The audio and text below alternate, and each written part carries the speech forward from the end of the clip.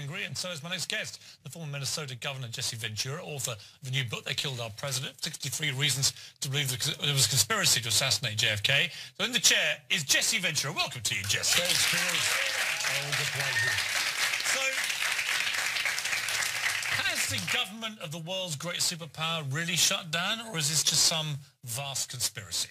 Well, you know, they're shut down, and I guess my question would be, since the government shut down, that should mean we shouldn't have to pay any taxes, right?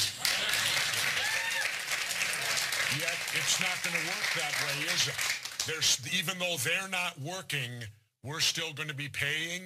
I think it's time for a revolt in this country. I've been advocating a revolution for years now. Revolutions don't have to be violent, but we need one, and I would tell everybody here, vote them all out of office, and wait, don't vote in a new Democrat or Republican. Vote for anyone but Democrats and Republicans. Well, it's quite interesting, actually, because let's take a little look around this room here, because I did a little sample. You weren't all hand-picked for any political persuasion, but how many people here are Republicans?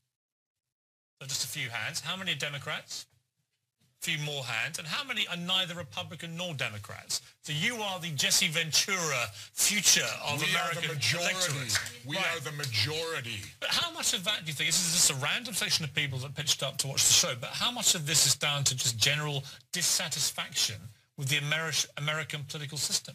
Well, it's because the Democrats and Republicans have created this corrupt system, and they've been in charge now for 150 years. They've created a system that's based completely on the concept of bribery. If you pay them and bribe them, you get audience with them. If you don't, you're out the door. And so we need to get away from this concept of bribery. And that's why I'm considering making a run. But a couple things have to happen first. But I would run on this, ladies and gentlemen. My simple campaign would be this. I would give you the opportunity to elect the first president of the United States that does not belong to any political party since George Washington. He is our only president that belonged to no political party. And I think it's high time we elect someone that does not belong to these two gangs, because it's the gangs that dictate what's going on. This is all gang warfare here. This is gang warfare, where the gangs put themselves first, the gang's money first, and we, the country, become second or third. We're actually third in line. See, every time I've spoken to you about this, I've been saying, no, Jesse, it's not like that. And yet their approval ratings plummet each time I've talked to you, even lower. And actually you end up thinking, yeah, they are a bunch of gangs. They are. Overpaid, underworked children. Well, let's look at it this way. The big thing is health care, right? Well, in my last book, I showed you all. These elected officials have 4 options to choose from of health care. They won't give us one. Yet they get 4 to choose from. Now, what do you think since the government shut down, are they getting paid? Of course they are. What do you think of Obamacare? Do what now? What do you think of Obamacare? I don't think anything of it, because my belief is quite simple. We in the United States of America should have a policy that anyone who gets sick should be able to go to the doctor. Now, how they want to do it is up to them. But if we'd get out of all these damn wars, we'd have more money to pay for health care than we could shake a stick at. But instead, it's go to war, go to war, go to war. I love the reaction of the American people on the Syria deal. The calls were 300 to 1 opposing any more war. Finally, you're all waking up. Finally, you're waking up that we've been at perennial war for 60 years. Enough of this. Enough of this war crap. Well, enough of this particular segment, but you're coming back after the break. And let's talk about my book. To speak more, Jesse Ventura, after the break. Back now with my official guest, Jesse Ventura. I mean, Jesse, you hit all the right populist notes with all this stuff, but let's get real for a moment. Is it feasible in our lifetime that you could have a candidate running for president who was successful, who was not a member of the Republican or Democratic Party? I did it. I won the governorship of Minnesota and was not a member of the Democratic. Could you do it on a presidential level? Sure, if I'm allowed in the debates. But you notice those two parties control the debates. they won't let anyone else in them. If I can debate them, Piers, I can beat them.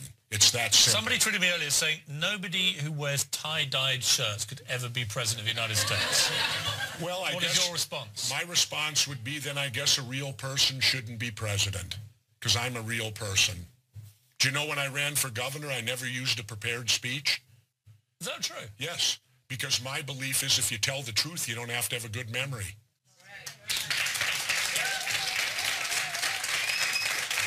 You've written a new book. It's called They Killed Our President, 63 Reasons to Believe There Was a Conspiracy to Assassinate JFK. Not new that there may have been a conspiracy to assassinate him. What is new about your book? Well, what's new about our book is there's always new information coming out. There's always more and more. That's what makes it so intriguing to study it. That's what, to me, makes studying the Kennedy assassination more interesting than, say, reading a Vince Flynn book or a Tom Clancy book. Those are all fiction. This really happened. So who killed Kennedy, do you think? You can't answer that question because it's been 50 years and there's no way to say specifically who. Well, I can answer it. I can tell you this. Wait, I can tell you what I think. It wasn't Lee Harvey Oswald. Well, I think it was. And in fact, I interviewed a guy called Clint Hill, who was the bodyguard. If you see the footage of the cavalcade and the bullets coming, he's the guy that jumps on the back. Yep.